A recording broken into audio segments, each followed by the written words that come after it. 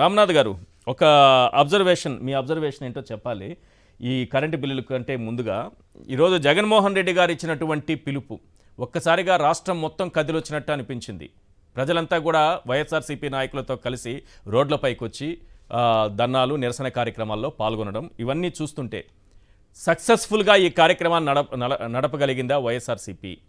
ఏ విధంగా జరిగిందనుకుంటున్నారు? ఓవరాల్గా ఈ కార్యక్రమం ఎలా జరిగిందనేది, అంటే జగన్ ఇచ్చినటువంటి పిలుపు స్పందన ఏ రకంగా కనిపించింది? ఈశ్వర్ గారు, మీకు ప్యానెల్లో ఉన్న శర్మ గారికి, శేఖర్ రెడ్డి గారికి నమస్కారం అండి. నమస్తే. ఈశ్వర్ గారు, తొలుత ఏంటంటే ఇందాక మీరు ప్లే చేసిన బయటలోనే చంద్రబాబు నాయుడు గారు ఒక అద్భుతమైన క్లూ ఇచ్చారు. ఆయన్ని మనం తప్పు పట్టాల్సిన అవసరం లేదేమో అనిపించింది. నేను విద్యుత్ ఛార్జీలు పెంచను, వీలైతే తగ్గించే ప్రయత్నం చేస్తా, దాంతో పాటు ఎవరి కరెంటు వాళ్ళే తయారు చేసుకునేలాగా చేస్తా అన్నారు.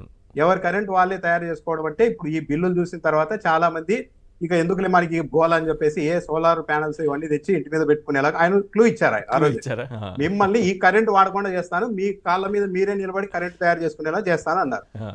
అదే చేస్తున్నారేమో. ఇలా కూడా అర్థం చేసుకోవచ్చు దీన్ని.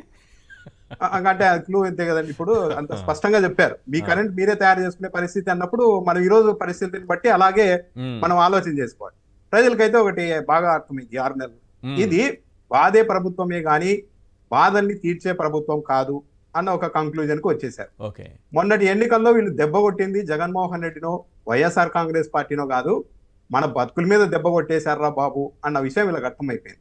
ఇప్పుడు ప్రజలు సాధారణంగా ఏమనుకుంటున్నారంటే, ఓకే ఈ గవర్నమెంట్ లో మనము ఒక మానసికంగా ఒక పరిస్థితికి సిద్ధం కావాలి, ఈ గవర్నమెంట్ లో అవుట్ గోయింగ్ ఎక్కువ ఉంటుంది, ఇన్కమింగ్ తక్కువ ఉంటుంది, మనకి అంటే మనల్ని నుండి లాగేసుకోవడమే తప్పించి మనకేమి ఇచ్చేదంటూ ఏమీ ఉండదు అన్న ఒక కంక్లూజన్ కూడా వచ్చారు. సాధారణంగా తెలుగుదేశం పార్టీ వాళ్ళు ఎప్పుడైనా కానీ ప్రతిపక్షంలో ఉంటే వాళ్ళ పోరాట పటిమ అద్భుతంగా ఉంటుంది.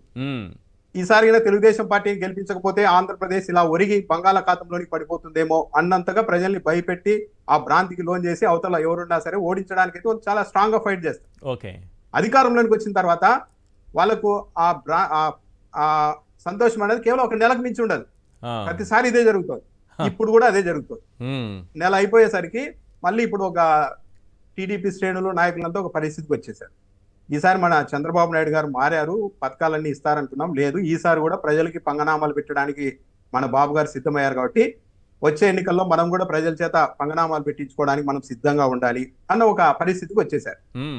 ఈ ఎలక్షన్ రిజల్ట్ వచ్చిన తర్వాత కొంతమంది వైసీపీ నాయకులతో మాట్లాడినప్పుడు వాళ్ళు ఆ రోజు ఏం చెప్పారంటే, నాకు పర్సనల్ గా మనము ఈ డిఫీట్ నుండి కోలుకోవడానికి మేము కనీసం 2 ఏళ్ళు పడుతుందేమో, మేము రోడ్ల మీదకి రావాలి అన్నా, అలాంటి మానసిక స్థితికి రావాలన్నా 1 ఏడాది పడుతుందేమో అన్న. కానీ ఈ రోజు చూస్తూ ఉంటే అలా మాట్లాడిన వాళ్ళే వాహనాలు వేసుకొని మరీ నిరసన కార్యక్రమాలకు వెళ్తూ ఉన్నారు.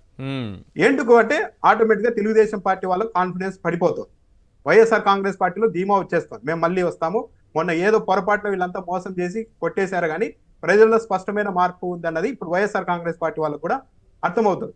కొద్దిగా మనం పత్రికల్లో కానీ తెలుగుదేశం పార్టీకి అనుకూలమైన పేరున్న మీడియాలో కానీ ఒక గమనిస్తే ఒక పరిస్థితిని, వైఎస్ఆర్ కాంగ్రెస్ పార్టీకి చెందిన మాజీ మంత్రుల్ని, మాజీ ఎమ్మెల్యేలని ఇంకా అరెస్టు చేయడం లేదు అంటూ రోజు కథనాలు రాస్తున్నారు. ఈ అరెస్టులకి స్థానిక టీడీపీ నాయకులు, ఆయా జిల్లాల మంత్రులు కూడా సహకరించడం లేదని కూడా ఆరోపణలు చేస్తున్నారు వాళ్ళే.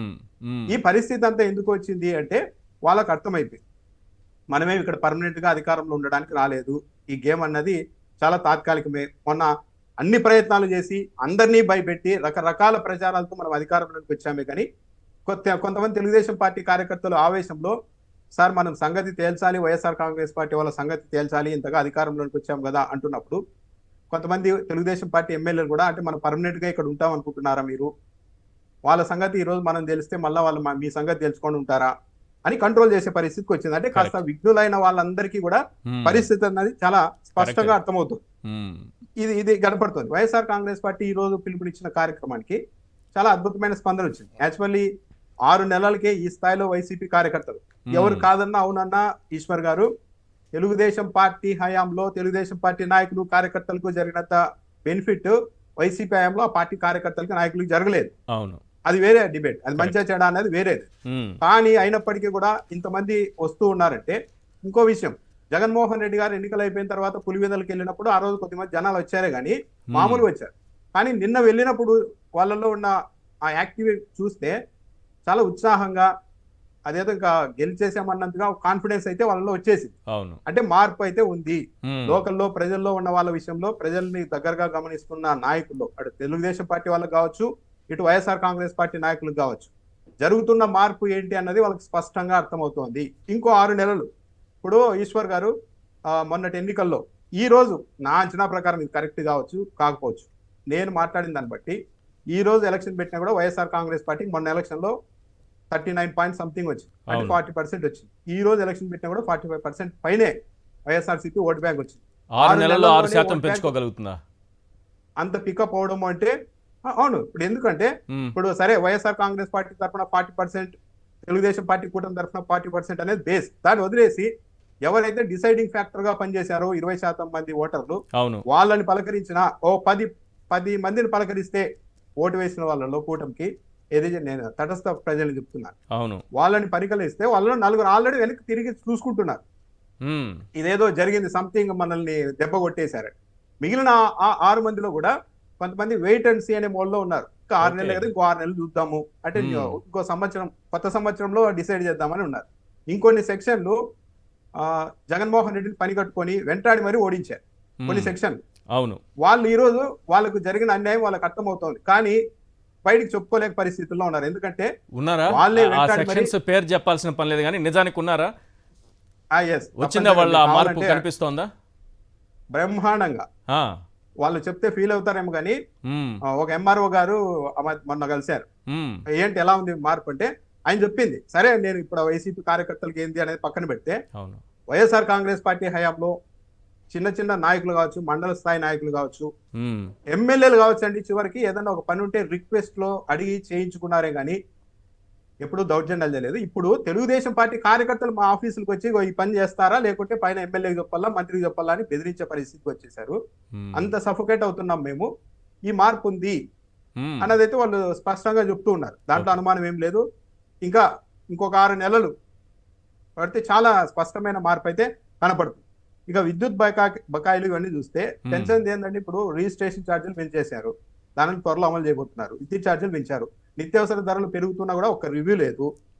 మొన్న చూసాం వికసిత్ ఆంధ్ర 2029లో డాక్యుమెంట్ లో వాళ్ళు స్పష్టంగా రాసుకున్నారు, పట్టణాల్లో ఓకే. మంచినీటి సరఫరా, నిర్వహణ, ఈ డ్రైనేజ్ వ్యవస్థని చేయడానికి మనం రెగ్యులర్ గా డబ్బులు వసూలు చేయాలి, ఎప్పటికప్పుడు పెంచుకుంటూ వెళ్ళాలి.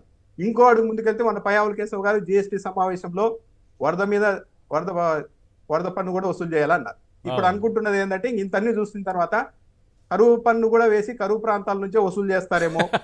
కరువు ప్రాంతాల నుంచి ఎలా వసూలు చేస్తారు సార్? ఇప్పుడు ఏమైనా జరగచ్చు అనే పరిస్థితుల్లో ప్రజలు ఉన్నారు ఈశ్వర్ గారు. ఆ మోడ్ లో వెళ్ళిపోతుంది గవర్నమెంట్.